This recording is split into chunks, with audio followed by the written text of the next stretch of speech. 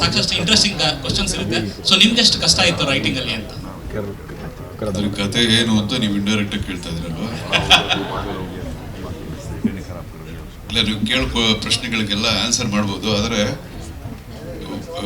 Answer ಮಾಡುವಾಗ ಕಥೆ ಬಗ್ಗೆ ಹೇಳಬೇಕಾಗಿ ಬರುತ್ತೆ. ಸೊ ಅದನ್ನ ಹೇಳಬಾರ್ದು ಅಂತ ನಮಗೆ ಅಲ್ಲಿ ಅಪ್ಪಣೆ ಕೊಟ್ಬಿಟ್ಟಿದ್ದಾರೆ ಎಲ್ಲರೂ.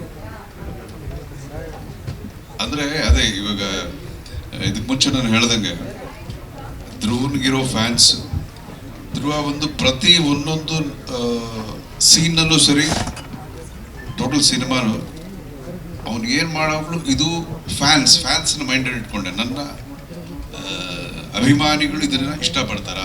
ಅಯ್ಯೋ ಇಲ್ಲ ಇಲ್ಲ ಇಲ್ಲ ಇಲ್ಲ, ನನ್ನ ಹತ್ರ ಬಂದು ಕಾಲ ಹತ್ರ ಕೂತ್ಕೊಂಡ್ಬಿಡ್ತಾರೆ, ಮಾಮ ಇಲ್ಲ ಮಾಮ ಮಾಮ ಮಾಮ ಬೇರೆ ಬೇರೆ ಸೈಡ್ ಮಾಡ್ಬಿಡೋ ಸೀನ್ ಸ್ವಲ್ಪ ಇದೆ ಅಂತ.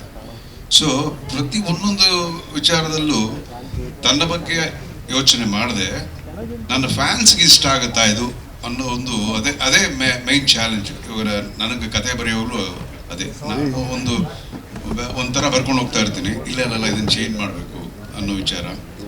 ಸೊ ಇದೆಲ್ಲ ತುಂಬ ಮಾತುಕತೆ ಎಲ್ಲ ಮಾತಾಡಿ ನಾವು ಅರ್ಜುನ್ ಎಲ್ಲ ತುಂಬ ಸತಿ ಡಿಸ್ಕಸ್ ಮಾಡಿ